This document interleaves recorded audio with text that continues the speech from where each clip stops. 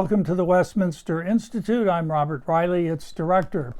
Today we're particularly pleased to welcome back to the Westminster Institute for another presentation on Asia, Grant Newsham, who is a senior fellow with the Center for Security Policy.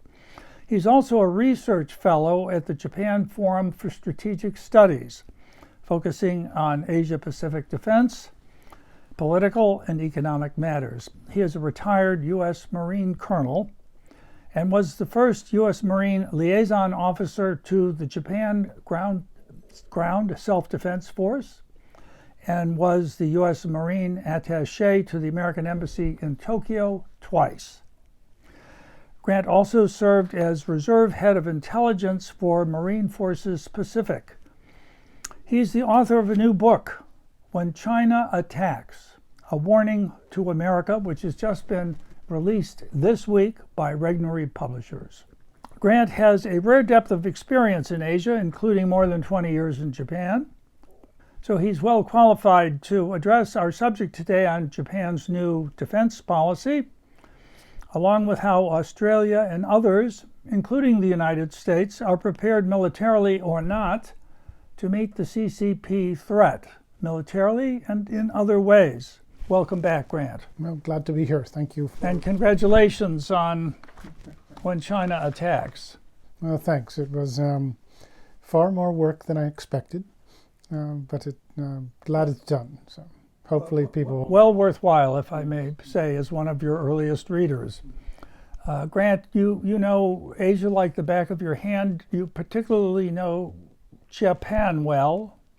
You both speak Japanese, and you have lived in that country for so long, both as a diplomat in your military capacity and in business. Mm-hmm.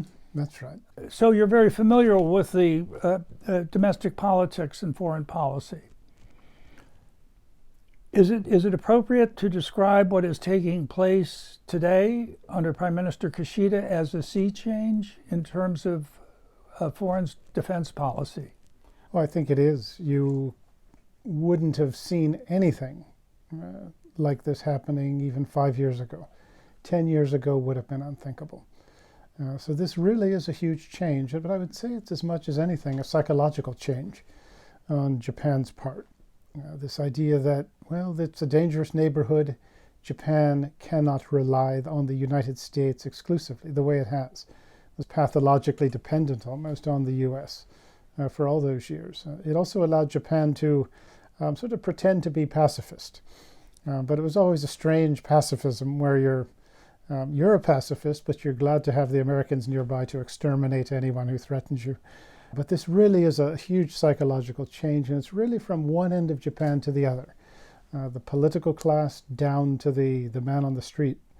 The man on the street probably caught on sooner than the political class did, but nonetheless, everything's changed. But the thing now to watch for is what happens. What are the concrete effects of this? Because it's easy to sort of wake up to a danger, but to actually know what to do to improve your national defense, to improve your military the way they need to, that's still in the early stages. Yeah, please describe the nature of the change that we're talking about. Mm-hmm. Well, the change is courtesy of Xi Jinping. The Chinese have just scared the daylights out of the Japanese. And the Chinese started bullying the Japanese at least a decade ago, particularly around the southern islands in Japan. The Chinese Coast Guard and Navy has been encroaching constantly, has driven off Japanese fishermen from their traditional fishing grounds. So it's that Chinese threat that really is to thank for all of this. So what Japan finds itself now is it's saying, look, we have to do something. And we have to be ready to fight if necessary. We need to be able to operate with the Americans, with some other partners as well. And it's unusual that Japan has gone about striking up partnerships with all sorts of countries, with the Australians, the British, the Italians, the French, things that were just unthinkable. But now Japan sees itself as in a really a fight for its life almost. And it knows it needs to do something. But the problem is the Japanese military has developed in a way that is not very helpful. So on paper it looks very good, but as a practical matter, it's not able to fight a war. And the Japanese Navy is an exception to that. And the Japanese Navy also operates very well with the American Navy. But other than that, the three services, or the services in the Japan Self-Defense Force, really are not capable of fighting a war just yet, nor is Japan itself geared to fight a war. They don't have the hardware, they don't have the ability to operate together, and they don't have the war stocks, nothing like what they need. I sort of glibly said that if Japan had to fight, they would have enough for one salvo and maybe a couple hours of fighting, if that. A little glib, but not too far off. Well, their constitution also says they have forever renounced war. So, well, yes, that's what it says. They've been reinterpreting it since almost as soon as the ink dried on it. And Japan has always been willing to do what it needs to do if it sees it in its interests. But they've also used the Constitution as like a get-out-of-jail-free card to tell the Americans they don't want to do something. Just say it's unconstitutional. But the Constitution's been reinterpreted so many times that I see that as less of an obstacle, but it has shaped thinking to some extent. Considering the history of Japan's activities in Asia from World War II, there are still some very bad memories. As Japan begins to rearm, will it reawaken those memories? Is that going to be an obstacle? Or is the threat from China so generally shared that those memories will be put to sleep or set aside because we have a different Japan today? What do you think? Yeah, I don't think it's much of an issue. Of course, the Chinese will use, there is some, obviously, some of it's serious, just resentment over what Japan did in that area, but it's also manipulated politically, far more than it should be. Korea, the same thing. Although the new Korean administration in South Korea has tried to make amends and restore the relationship with Japan that the previous Korean administration really hurt. But other than that, if you go throughout Asia, you'll find the Japanese are actually well regarded, and the war isn't much of an issue, if any. In fact, some places, like Indonesia, for example, and Vietnam, they actually see the Japanese as having helped them to get rid of their colonial masters. The Malaysians as well. The Malaysians don't really have any bad wartime memories of the Japanese. The Chinese Malaysians do, but not Malays. They didn't. So that's another issue. Singapore has been willing to let bygones be bygones, as have the Australians. The Indians actually don't see anything wrong with what Japan did in World War II. That's overstating it slightly, but not much. So actually, if you go throughout Asia and you count up countries that sort of like Japan and have no concern about a Japan that has a proper military, there's a whole lot of them. But it's the Chinese and the Koreans who sort of create the impression that everybody's worried about Japan. But that was 75 years ago now. And Japan, even if it had the interest in causing trouble, it couldn't do it. It just doesn't have the military to do that.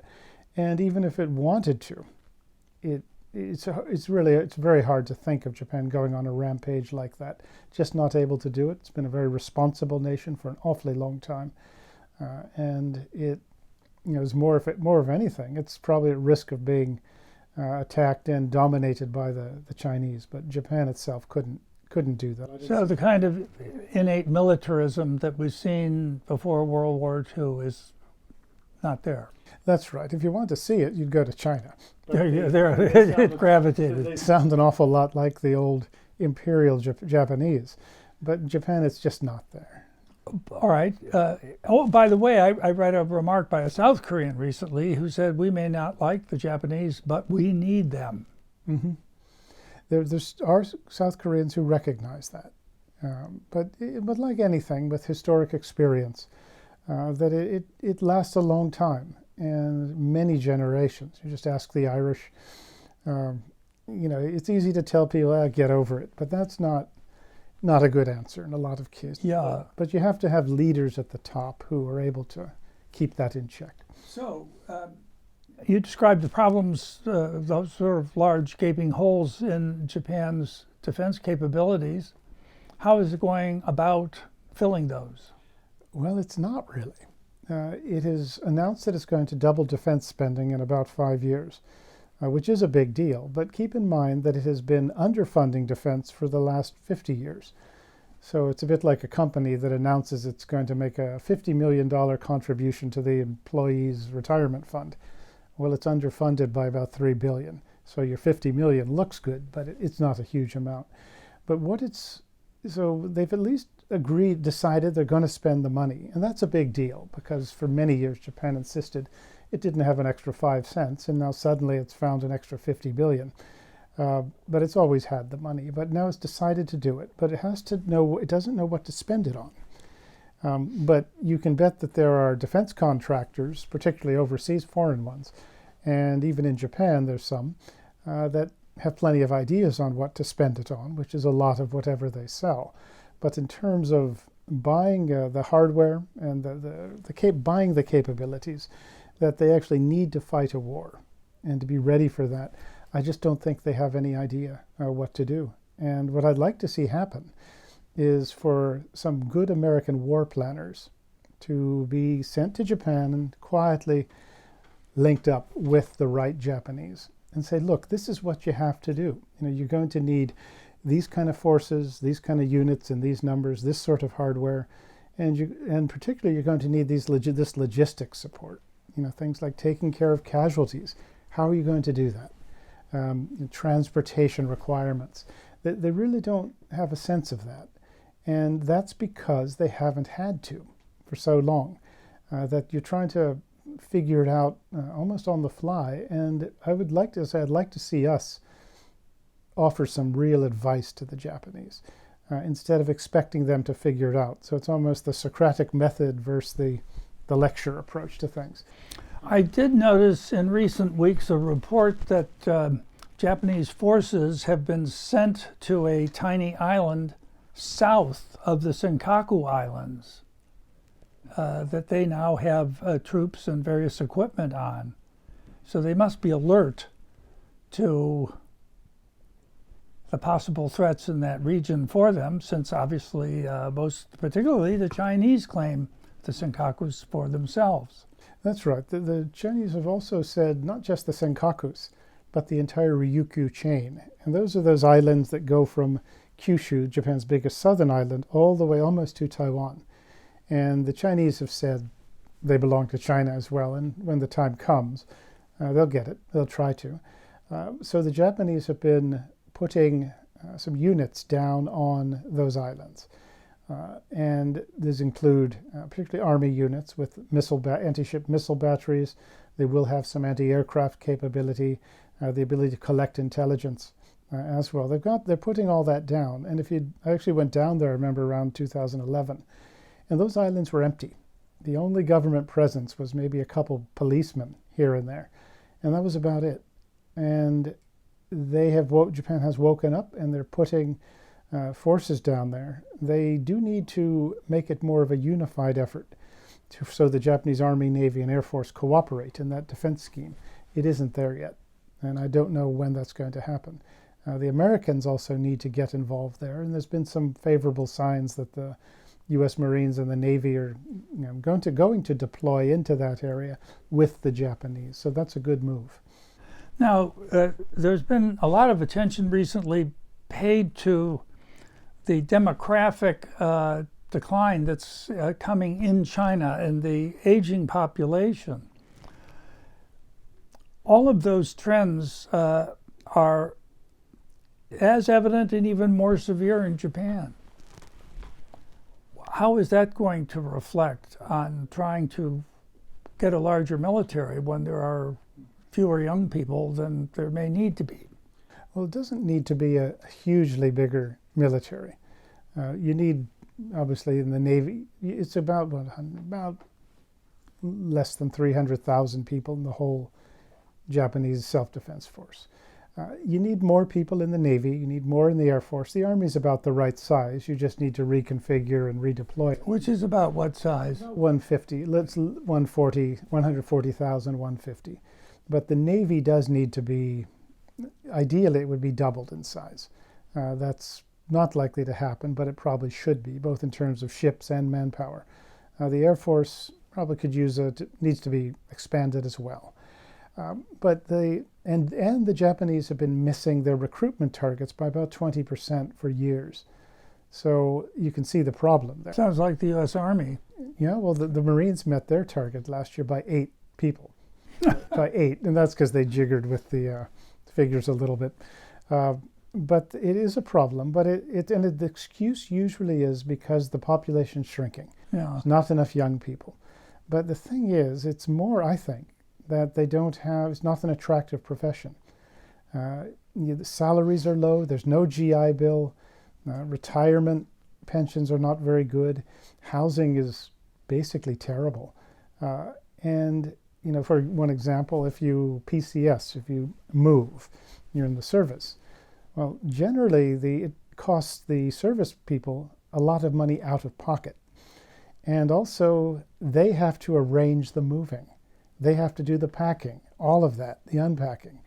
If you did this in the U.S. military, you'd have divorce rates skyrocketing. They'd be through the roof. But that's what the Japanese military is expected to do. So it's really almost a life of servitude in a way. And what is the length of service? It'd be about comparable to ours. You can do short-term contracts. But is it a professional military? Mm-hmm. Oh, it is. Yeah. Very much. There's no draft, and the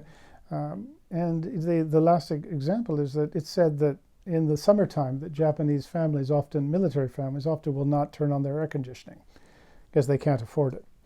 And so it reminds you a lot of the situation, remember when Mr. Reagan took over, the U.S. military, all the problems we had. And he was able to fix it. And it does take money, but also it takes some respect. And those two things can make a big difference. And I wish the Japanese would recognize this. I've tried to point it out all the time to Japanese audiences, and they understand it. But at the political class level, doesn't seem to be a vote getter. And they just puzzle over why not enough people join.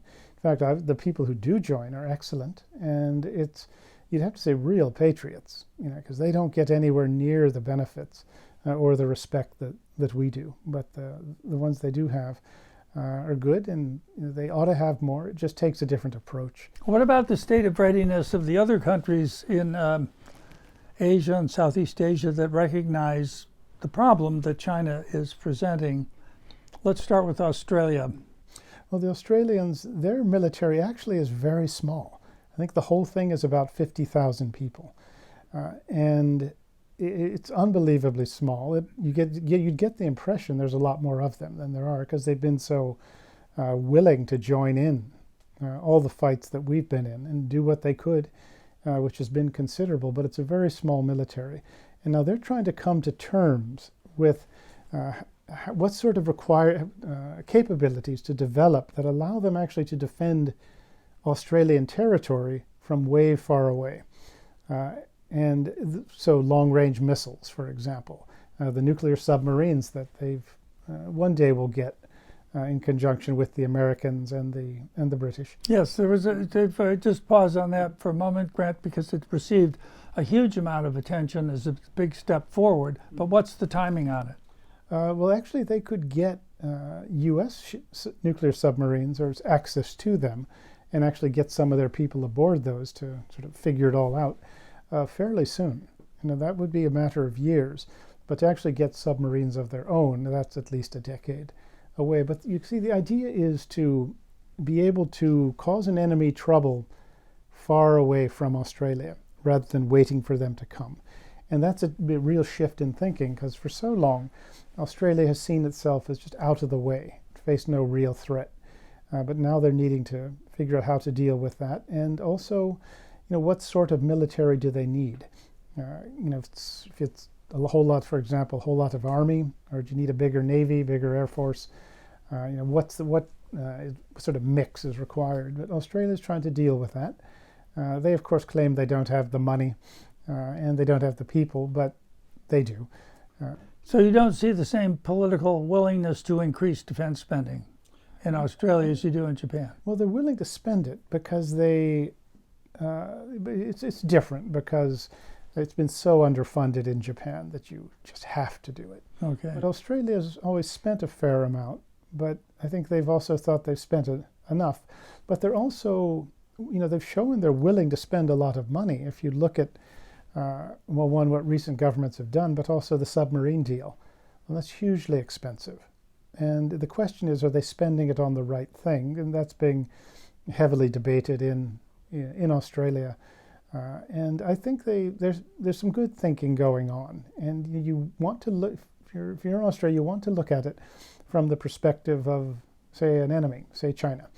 And what's the least thing, what would you least like to have happen? Which is if you sort of move on Australia, you start taking casualties 1,500 miles away before you even get anywhere close to Australia.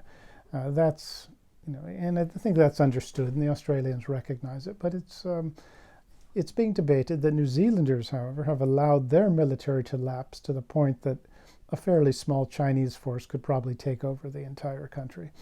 It's that bad. In New Zealand, the Australians are in much better shape. Singapore, of course, remains it has some punch, but it's a very small military. Vietnamese, well, they're always the Vietnamese. And I think even the Chinese are not too keen to tangle with them. But they really are not much of an add-on to what America and its friends have going in the region. The Philippines, it's a small military, underfunded, but it has a lot of good fighting experience, actually, against guerrillas for a number of years, and it's game. The Americans are finally getting back into the Philippines, and they'll be doing a lot more with the Philippine military. So it has some potential for helping. And the Chinese have accomplished what successive American administrations couldn't do, which is to get the rest of Asia to sort of take their military seriously. I would just like to raise that timing issue when you speak of how long the submarine program would take for Australia, how long a defense build-up in Japan would take. Obviously, China is cognizant of the stirrings of these countries and the growing awareness of the threat that China presents. Wouldn't that be a motivation for them to move sooner rather than later, to not wait until their prospective opponents are stronger? Well, they do need to do it quickly, and there is a sense of urgency, but having that translate into concrete improvements is going to take a while. I mean, but as a motivation for the Chinese to move sooner rather than later. Oh, I think they see they've got a window, and the window won't stay open forever. I would say it's open for at least a few years would be my guess. But they definitely think about that. And they look at also how willing are the Americans to weigh in, and also how able are the Americans to get involved. Let's move to that next after we just go back to Australia for a moment, because this is an issue you mention in your book. And that is that the Australians woke up to the amount of Chinese infiltration in their society, the amount of political corruption in their elite funded by Chinese infiltration, and that the exposés of this in some sector of the Australian press sort of blew the lid off and sort of changed the political atmosphere so that in favor of Australia defending itself and recognizing who the enemy is here. Well, they did, in what you described, and it had a very good effect by shining light on the problem, and it forced the Australian government to do something, but also created public awareness of this. And the Chinese were definitely on a roll before these, really a couple of books, a book and an expose that were written by an Australian professor and an Australian journalist. Before that, the Chinese were really they're just running the table, and there's nothing to stop them. And now they were forced to back off. But they've always had a constituency in Australia, and that is effectively pro-China. These are some retired politicians, additionally prominent businessmen, who effectively do China's bidding. They will fiercely deny it, but let the facts speak for themselves. So Australia, did fend off the Chinese influence for a bit, and they've still got, had their hands up, but the pressure's all over. It's still coming. You do have the former Australian Prime Minister, who's now the president of the Asia Society, who's written several books about China. I'm Kevin Rudd. He seems to have a keen appreciation for the nature of the problem, and he also is a Mandarin speaker. What do you think of his take on the problem? I'm perhaps less impressed than many people. I think speaking a language only gets you so far, but there's something about him. I've seen him very weak on China in public. I think privately he may be a little stronger, but he seems to have a sense of what the popular thinking is. A little bit of a self-promoter would be my take on it. But I would say I'm not as impressed with him as some are. All right. That's just me. Well, let's get to the substance of your book, When China Attacks. Grant, you begin this very sobering book with a fictional representation of what could happen in a year or two should China choose to move kinetically, as they say, against Taiwan. It was, let me say, it's a wake-up chapter. I certainly had not thought of a number of the ways in which the Chinese may move, some of which could give it plausible deniability on attacks, even on U.S. forces, and using fishing fleets. Could you give us a little précis of that chapter? It's quite a shocker. Sure. It was sort of what I came up with when I started writing the book, but then I've been thinking about the issue for an awfully long time.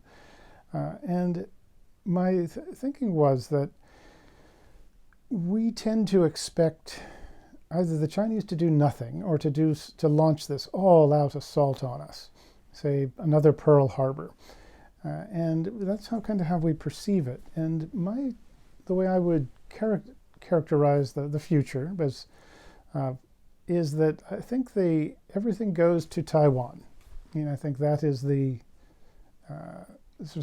will be the main objective of China. But to successfully attack Taiwan, China has to deal with the Americans, because we're the ones who can intervene and could cause the Chinese a lot of trouble, could cause their invasion to fail. And to do that, they're going to have to somehow neutralize us. And I thought the most effective ways for them to do that is, one, to go hard and fast against Taiwan. And in the meantime, though, cause the Americans just enough trouble, enough problems, that they're not able to respond. I talk about things like, as you mentioned, the fishing fleet, the Chinese fishing fleet, hitting American naval ships moving west with anti-ship missiles. Surreptitiously dropped sea mines, say off the Japanese ports, Yokosuka and Sasebo. You could have Chinese fifth columnists in Japan, say operating out of a solar field, a solar energy field that they've funded along with Japanese organized crime on the departure paths from Iwakuni Marine Corps Air Station. So hit those with anti-aircraft missiles. And additionally, there's been cases off of Southern California over the last few years of drones, harassing U.S. Navy ships.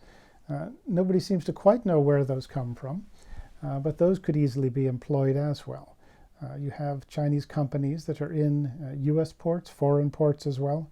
They can cause trouble when the time comes as well. But what you're trying to do is to make it hard for the Americans to respond, American military to respond, but also affect them psychologically, to the point a government in Washington administration thinks, well, we just can't, we want to do something, but we can't do it. And also, if it looks as though the Chinese have gone hard and fast against Taiwan, an administration might say, well, we'd like to, but there's nothing we can do. It's a fait accompli. There's just not much we can do. But the fishing fleet, the maritime militia, these are all effectively parts of the Chinese military. That's how they see it. We don't look at a fishing. We don't see our own fishermen or fishing ships as an adjunct of the U.S. Navy. To the Chinese, it's all part of the same thing, all intended for one purpose. So we could find ourselves having to run this gauntlet of really non-naval, non-military resources, ships, drones, etc., just trying to get to the fight. And that is something that I cover in the book. So it's And as you point out, our Navy would be very hesitant to act against a Chinese fishing vessel until the Chinese fishing vessel first attacked it, by which point it might be too late. That's right. Whoever gets the first shot has the advantage. And the Australians trying to come up from the south, for example, to help Taiwan, they're going to probably find their numbers have shrunk as also. There's always plausible deniability. If you're, the Chinese, you just say, well, we didn't do it. We don't know who did. And, it's just fishing boats. What are you talking about? And there's going to be people on our side who are willing to accept that excuse. Plus, you have to ask, well, if we lose ships, how are we going to replace them? Or how are we going to repair them or replace them? We don't make ships the way we used to.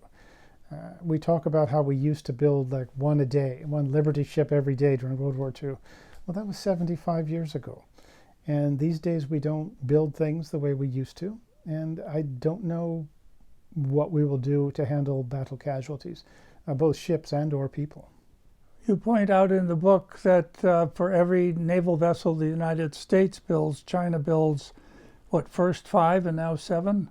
That's right. I think about last year it was about 7-1, and then over the last decade it's been about 5-1. So for every one we put in the water, they've put 5 in. Their shipyards are much, much bigger than ours, and they've built pretty good ships. They've learned their lesson. We've helped fund them. Us and the Japanese and the Europeans have provided them with know-how to help build their shipbuilding industry. They don't take much. They're just as smart as us. They just need a little help, and have run with it.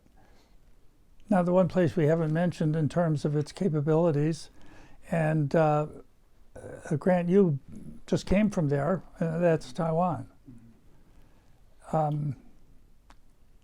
Tell us what it can and can't do. And we could also put this in the political context, because as we speak, a former president of Taiwan from the Kuomintang is on mainland China, the first former president or president to ever go to the mainland since 1949.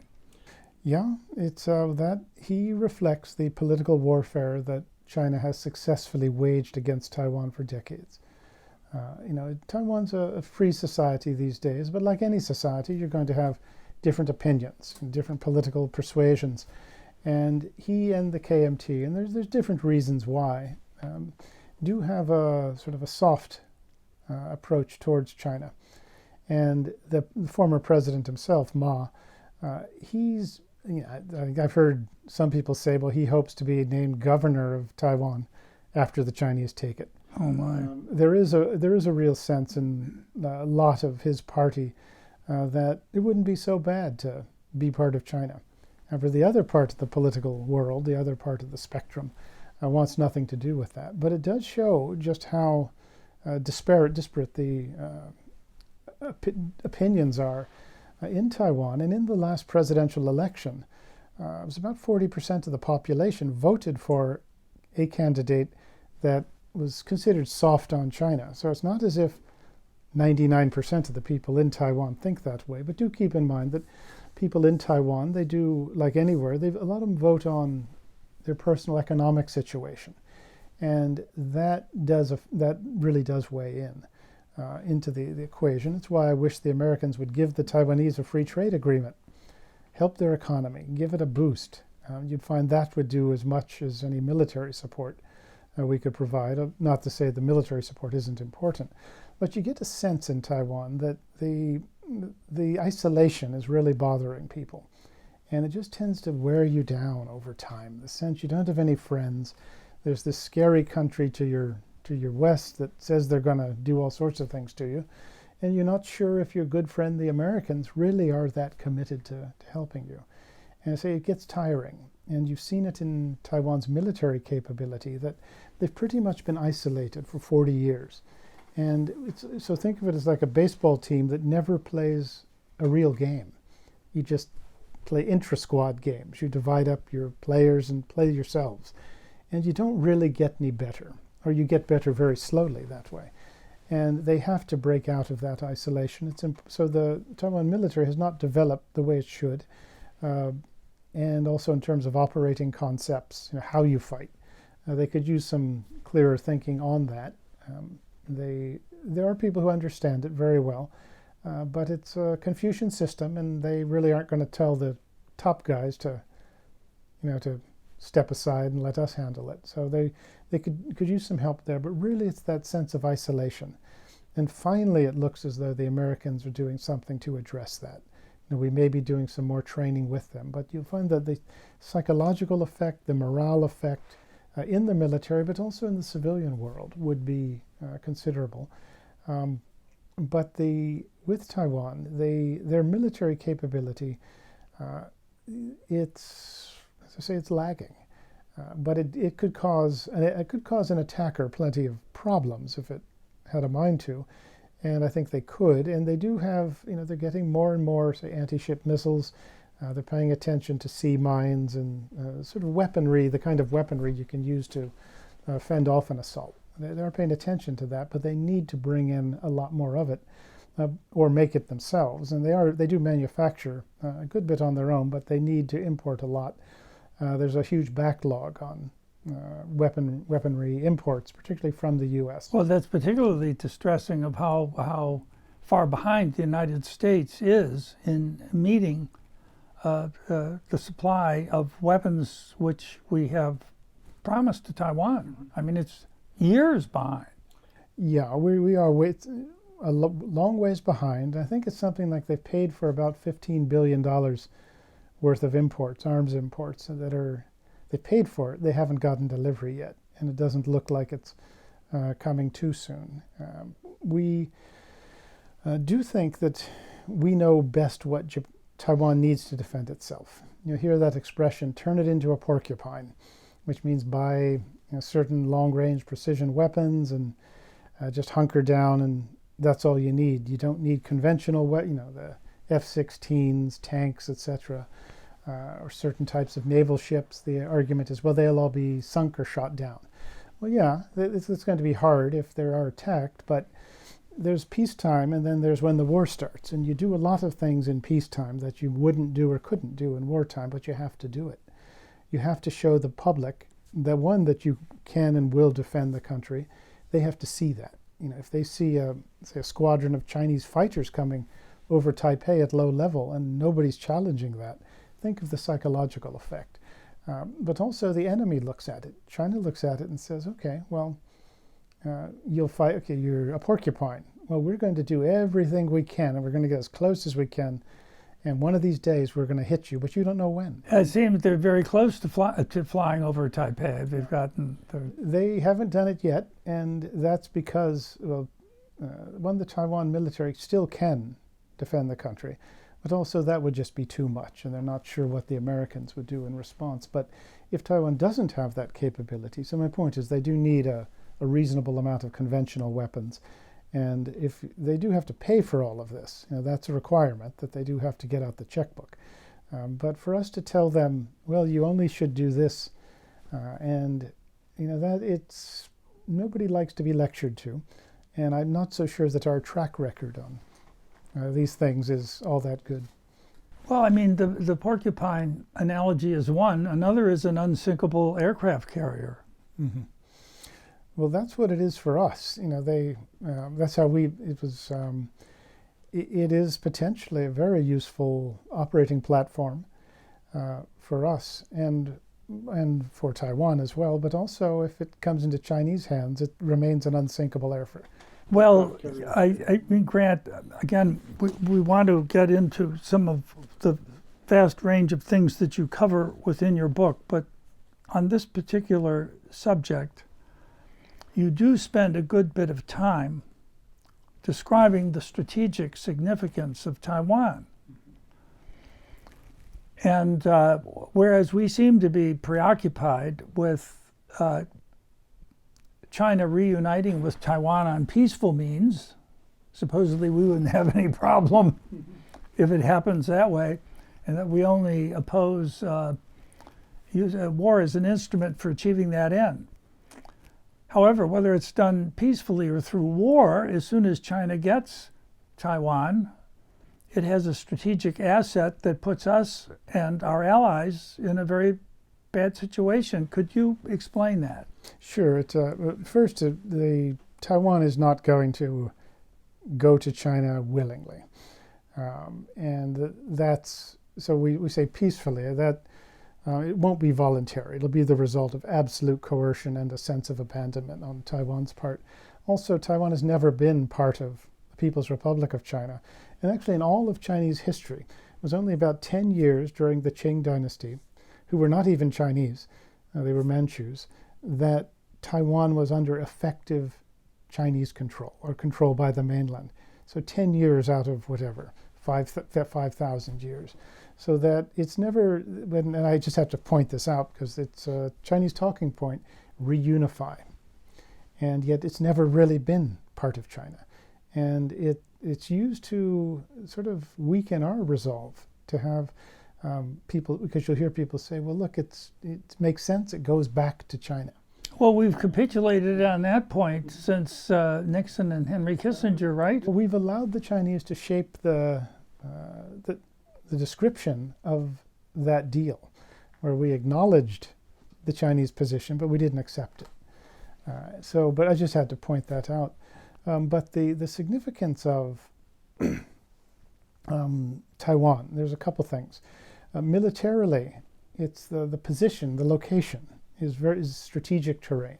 It's right in the middle of the first island chain, that string of islands going from Japan to Taiwan to Philippines down to Malaysia. It effectively blocks the Chinese military from leaving the mainland, at least with any ease, and it's hard to get into the Pacific if your opponents control it. Taiwan's right in the middle. So think of it as like a castle wall being breached. And that's a good thing if you're the attacker. It's a bad thing if you're the defender, and we're the defenders. If the People's Liberation Army swings up to the north, it can surround Japan, isolate Japan. It can swings down to the south, and you cut off Australia from the United States. And it's an excellent platform from which to begin dominating the entire Pacific region. But there's also a psychological, political effect to all this that's worth considering, and that is if the 23 million free people on Taiwan are allowed to come under Chinese communist domination, it sends a message that U.S. military couldn't stop it, U.S. economic and financial weight and power couldn't stop it, and U.S. nuclear weapons couldn't stop it. So that would, I think, make an awful lot of people around the world who are counting on U.S. help pretty uncomfortable. And so there's both an operational military reason to be worried about Taiwan and to help it stay free, and I think also a very important political reason for getting in to help it as well. So as soon as they're able to freely go through that first island chain, the second island chain is not half so impressive. It's a lot less. It is. You've just got more room to move with. Plus, in the second island chain, the geography is more spread out. And it's easier to operate, but Chinese political warfare throughout the Pacific, these small Pacific islands that are in the middle of the map that nobody thinks about much, they've really got footholds into most of these places. And that, once again, helps them. And China looks at the whole map, and they've made huge economic, political inroads in Latin America. So the intention is to, before too long, have the Chinese Navy operating from China as far as the Latin American coast. and off the U.S. West Coast as well. It was certainly a wake-up call, if not for us, for Australia, when the Chinese now have a security agreement with the place where the battle for Guadalcanal took place, which the United States paid a very high price for in order to continue its operations in the Pacific. And in your book, you go through the number of those islands that you just mentioned and showed how China's influence has infiltrated them in a number of ways, bribery and also upfront economic development, ports and other things, which the United States has neglected, and therefore their influence is gained and our influence is greatly lessened. So Grant, in the time that remains, let us go to when China attacks. After this alarming opening, in which you show what China could do if it chooses to take Taiwan in a military operation, you point out that China has been at war with the United States for a considerable period of time, though we don't recognize that. We prefer to call it strategic competition. But as a whole of government effort on the side of the Chinese, they're operating with economic warfare, psychological warfare, information warfare, and warfare in every realm that, to our minds, is separate from any government effort. I know that's a lot to ask you to put into a few minutes, but could you give us a précis of that so that some of our viewers can know how tremendously rich what you offer here is? I'm just going to say, as part of an advertisement, is that you put everything in one place. So for those who are wondering, what one book can you go to get a kind of detailed overview of what they are doing when China attacks? We'll do it. Well, thanks. The idea is that it sort of turned out this way, and it was intended that way. As for example, you saw when a Chinese spy balloon floats over the United States, people look up and say, wow, what's that? What's going on? Well, this book is the answer to that. And the idea, because most people don't live and breathe foreign policy or Asian affairs, and they might have a sense that there's some concerns with China, but then they see this, and the idea is to show what has happened, how we got where we are, what could happen if we lose, and also something about what to do about it. But the book is, and when I thought about how to write it, I thought of different things, but the usual expectation is to have a big description of a fight against China, a sort of a war story, effectively, and with naval battles and air, fighter jets fighting each other, and then somebody wins, and be us, of course, because we always win. But thinking about it, that what I try to get across is that the shooting war is almost the last step from the Chinese perspective, because they have been at war against us on different fronts for at least the last 30 years, with the intention of softening us up, just causing us to, one, hate each other more than anyone else, to weaken us. And so when the time comes that we will be less able to resist, and even if we can resist, we may find ourselves in a position where we cannot move at an acceptable cost. You make that excellent point several times in the book, Grant, where you say the Chinese don't think in a binary way, war or peace, that they're both on a continuum. Yeah. And we look at war as, say, a 100-yard dash, where the participants get to the start line, shake themselves a bit, get in the crouch, and someone says go, and then the shooting starts. That's how we look at it. But from the Chinese perspective, as you said, they go after us on economic front. You just think of what they have done to us economically, and even better, they've got us to think that it's a good idea.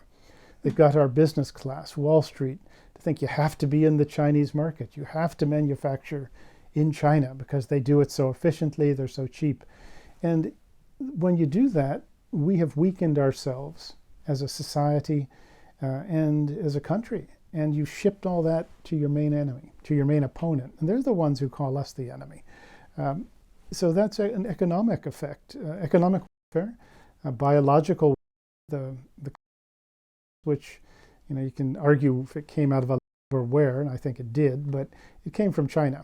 And they certainly ran with it once that happened. And look at what effect that had on us. Politically, economically, it has been an absolute disaster for us. Explain that. They ran with it. Well, they seeded it around the world and got us and everyone else to give up our liberties, to imprison ourselves. They put our economies just into reverse, and our economy was really humming along, and it just stopped overnight, and we haven't recovered yet. There's been so much expenditures. We spent so much to try and deal with this that we've debased the U.S. currency. This inflation is hurting us. From a Chinese perspective, this is excellent, because financial warfare is another front on which they attack us. But let me just point out, Grant, they did that to themselves as well. They did, and that's I would say fortunately, because certainly their response to it, and particularly at the end, did wake some people up. But remember, for a long time, people were saying, "Oh, the Chinese really know how to deal with this." They have 4,000 cases, 4,000 deaths in the entire country, as if anyone should believe that. But we've had plenty of people who are willing to say, "Oh, look at what the Chinese did. They were so successful." They, at the end, it sort of, as I said, it woke a few people up. But I think they'll find it was worth it. And will think that they could recover, but you look at what the effect has been on the United States, and it's just staggering. Chemical warfare is another front, and I would point to the fentanyl scourge that killed 70,000 Americans last year, and this has been going on for some years now, and it's going to keep going. 99% of that comes from China. They could stop it if they wanted, but they don't want to.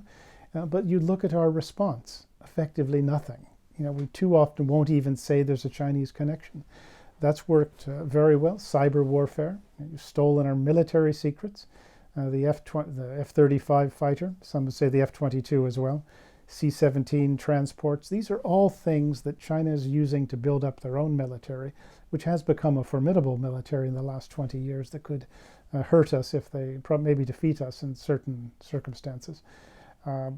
They've also stolen all sorts of commercial technology, know-how for their own benefit. But we don't look at this as war. This is all intended by Chinese perspective to strengthen them and weaken us.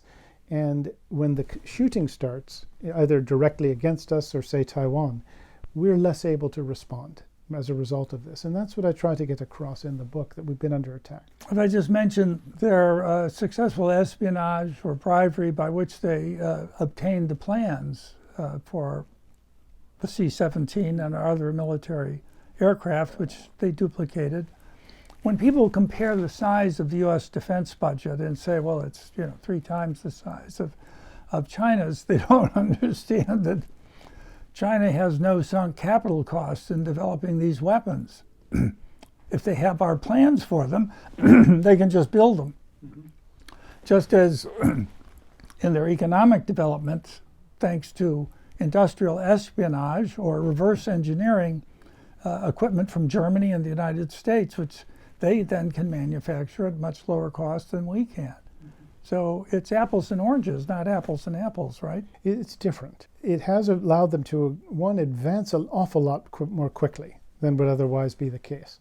It's such a telling anecdote of how we let our guard down, how we were basically psychologically manipulated. It was around 2009. The then commander of PACOM, today's U.S. Indo-PACOM, Admiral Keating, went to China, and he was asked, well, what about the Chinese aircraft carriers? He said, well, I think if the China wants to develop them, I think we would do everything we could to help them. And that is how the thinking was, that they weren't a threat. But they've also developed their carriers probably a few decades faster than the experts thought they could. But also on the budget part of it, the Chinese defense budget, it's deceptive. And I think they only announce a figure to keep the Americans happy, because we need a figure. But if the expenditure is in Chinese currency, their defense budget is literally unlimited.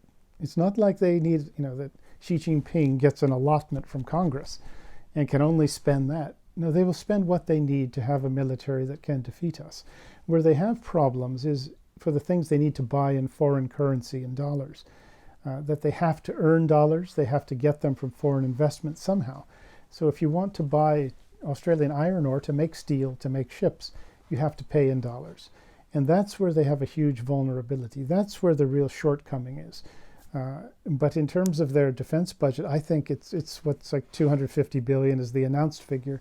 I think it's probably 3, 4, 5 times bigger than that. And also you ask, what do they get for it? If they're turning out ships at 5-1 over us, well, they're getting, they're getting some results from it. You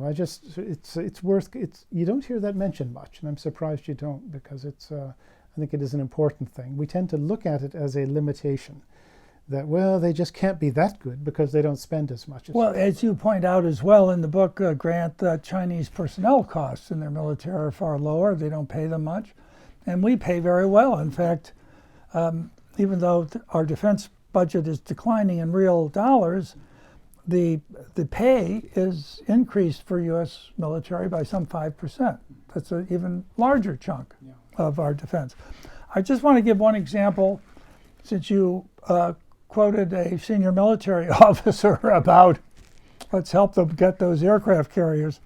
Somewhat improved today. Here's from Lieutenant General Charles Flynn, commander of the U.S. Army Pacific, recently said, quote, about China, they are rehearsing, they are practicing, they are experimenting, and they are preparing those forces for something. You don't build up that kind of arsenal to just defend and protect. You probably are building that for other purposes. I can't go into great detail here on what's happening on the ground, but I can tell you that the PLA Army and the PLA Rocket Force and the Strategic Support Forces are in dangerous positions. I'm glad they figured it out. They figured. In 2014 or so, the then head of the U.S. Army, General Odiano, went to Beijing, and he was asked about a question like that. He said, I don't see any threat from the Chinese military. In fact, I want them to get strong. Something like that. And that was 9 years ago. So you can see how things were, but the general statement here is correct. And it's always worth remembering that nobody has ever talked of attacking China. And there's never been a country more welcome into the sort of the realm of civilized nations than China has been. And when you do build a military like that, you've got to, it's not for good purposes. After Tiananmen Square, actually, the Chinese military was given orders to be able to defeat a country that has aircraft carriers. And that is that's kind of the start date that I use for my frame of reference. Others will choose different ones. So they've been after us for a long time. Grant, you mentioned in your book the way China proceeds, whether it's a claim to Taiwan as their historic property, or their 9-dash line for all of the South China Sea, which they more or less possess, and how they set up trial balloons, maybe first an obscure publication, watch for the reaction, take it up another, then take it up another. I was reminded of that because of a news story very recently that the United States sent a guided missile destroyer through the waters around the Paracel Islands, which China claims as its sovereign territory, and that China issued a warning to us that if we do that again, there will be serious consequences, quote unquote, serious consequences. So that seems to be the final ratchet up. And they're claiming a sovereign territory that's never been sovereign to China. Now they physically possess it, they put military forces on it, and they challenge U.S. shipping that's in international waters, saying don't do that again. They may not, that's how it works. And you'll notice they never back off. They may get caught out or embarrassed or forced to stop, but they never say, oh, we're sorry, what were we thinking? And then move back. It never happens. If you think of a dog that you tell them to stay out of the kitchen, during dinner time, and he gets right up to the line, and then he goes, "Little more," and then you yell at him, "Little more," but they will keep going, and that's the MO. See what you can get away with, and that is, it's not surprising. We should recognize it and deal with it. There's always been a sense, though, that if we just accommodate a little more, if we don't upset them, show them we're not a threat, that they will change their behavior. And it has been misguided. It always has been, but that has been the way too often we've dealt with the Chinese communists. And that's always, it is an important distinction to make. It is the communist regime in China that is that kind of regime that is a threat to us. Grant, we haven't had time to go into part of the book which is extensive, and that is Chinese infiltration into American society, American institutions, obviously the American economy, and we could say American technology. And let's just discuss TikTok, the Chinese platform, which is so popular with American teenagers. Now there is a bipartisan bill in the U.S. Congress to give the Commerce Department the authority to limit or ban TikTok and other such platforms that compromise U.S. national security. Do you see it that way, and would you recommend such a ban? Oh yeah, I would. The Indians banned it just in an afternoon, and a lot of other apps too. I think we really need to do that. It is from a Chinese perspective, a wonderful platform, both for espionage, but really influence. And the evidence of that is overwhelming. The evidence of TikTok's connections to the Chinese government, those two, shouldn't even be debated. But what really has struck me is just how hard this has been. And it shows you just how effective Chinese influence efforts have been in the U.S. This should not take this much effort. But also, when you looked at the testimony the other day of the TikTok CEO, giving his answers to the questions, to me the more interesting part was lined up behind him was a phalanx of Americans, TikTok's lawyers, their lobbyists, and they're the ones who are basically doing the Chinese Communist Party's bidding. There's no other way to look at that. On this app that is pernicious, to say the least. It harms Americans, but shows you what a good paycheck will do. But you looked at that, say that phalanx, and you just shook your head and say, how can we win if we have this? You point out it's not the only platform. I think of the 5 most popular in the United States, 4 are Chinese. Yeah, and when you look at, it's always good idea that when you're looking, everybody's looking at one thing, you should probably be looking where they're not. And there's a lot of other platforms, apps, etc., that are out there. So we could close down TikTok, and I'll bet you that 6 or 7 other ones become problems. They probably already are, but you'll see the problem expand. There's more to it than just this one. It's not like you've solved your problems. And that phalanx of lobbyists, was even told, it's been Republicans and Democrats, former staff members. Apparently there's even someone who was in the Department of Justice's National Security Division advising TikTok on this. Apparently a former staff member of Kevin McCarthy's. This is, I do have a chapter on so-called proxy warfare, which is the best of all worlds, because you have your opponent, your enemy, and you can get him to have his people furthering your interests. It doesn't get any better than that. And sometimes you would step back in awe at what the Chinese have been able to do on the warfare front, setting us up. You mentioned in the book that one counter strategy of the United States should be reciprocity. For instance, Google and Facebook are not allowed in China, yet we allow these Chinese platforms in the United States. Mm-hmm. Well, you could apply that in all sorts of areas. Look at for example, media. Western reporters, American reporters have huge problems operating in China. Effectively, they can't. But the reverse is not true until Mr. Trump came, but even he had some trouble really cracking down. So the Chinese are free to send any number of reporters / MSS agents, Ministry of State Security agents, to the United States to operate freely. And we say, well, it's a sign of our strength. Well, sometimes you have to be a little wiser than that and protect yourself. It's not that hard. If we're not allowed to sell something or do something in China, well, we shouldn't let them do it here. And we should probably be even less so, because it is a regime that is bent on our domination, if not outright destruction. Well, you mentioned that under the Trump administration, there was a crackdown on the Confucius Institutes, which were present on many American campuses.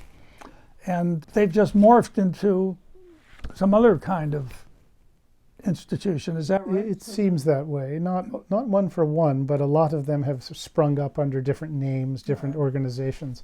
But the universities were given a choice: either do business with the U.S. government or have a Confucius Institute.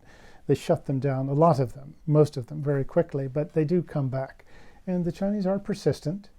It's not as if that sort of one victory on our side, one defeat on theirs is going to cause them to surrender or give up.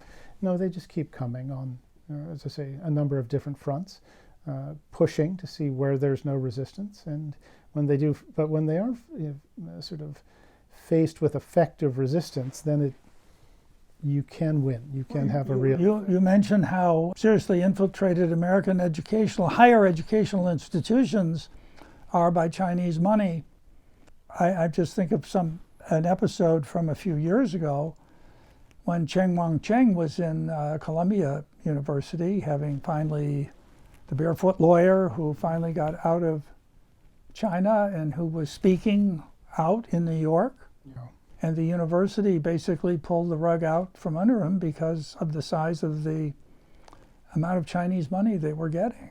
Sometimes you have to sort of work hard to figure out what the dynamic is, not with academia. It's so clear-cut that it's embarrassing, or should be. You think of the old days with South Africa in the apartheid era, when the universities were at the forefront of opposition to that system. And here you have a regime that really is worse in every respect than the old apartheid era South Africa. And you have universities saying, nothing, no problem here. All it takes is a nice donation, a lot of full tuition paying Chinese students, a few first-class tickets to some seminars in China. And your principles can be checked at the door. Grant, there certainly has been some continuity between the China policy of the Trump administration and the China policy of the Biden administration. Are you encouraged by that? A little bit, and I do try to call things as I see them. And there are some things that the Biden administration has done well. The so-called CHIPS Act, to try and crack down on some of the technology exports to China. They have done, some things that they deserve credit for, but then there'll be other things that make you wonder. And what's an example? Well, the Trump administration was trying to get Chinese companies delisted from the American stock exchanges.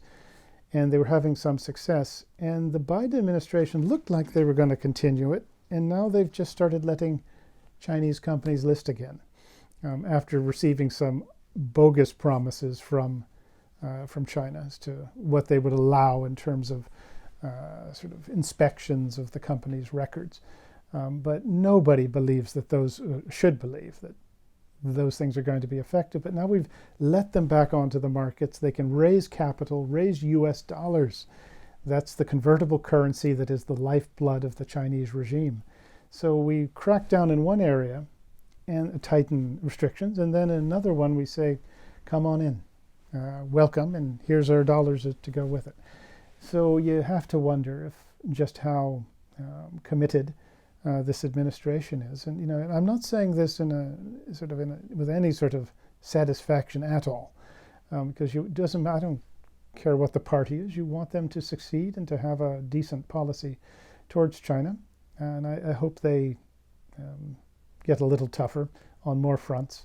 But even the Trump administration had huge internal fights between the people who wanted to protect American interests and the ones who wanted business as usual with China, and reflected, say, by the Secretary of Treasury on one side, and then Mike Pompeo and Matt Pottinger and Miles Yu and some others on the other. But this was the Trump administration, the best of all of them when it comes to dealing with China.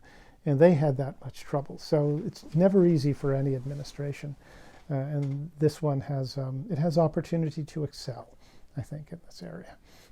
Well, I'm afraid that's all the time we have, and I would like to thank our guest, Grant Newsham, for joining us today to discuss changes in Japanese defense policy and how prepared Australia, Singapore, the Philippines, and the United States is and are for meeting the China challenge, and for discussing with me today Grant's new book, When China Attacks, A Warning to America.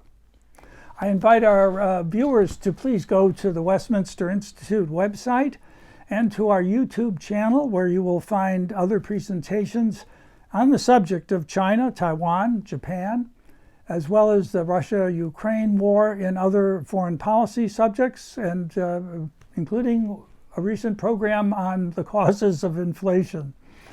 I'm Robert Riley. Thank you for joining us.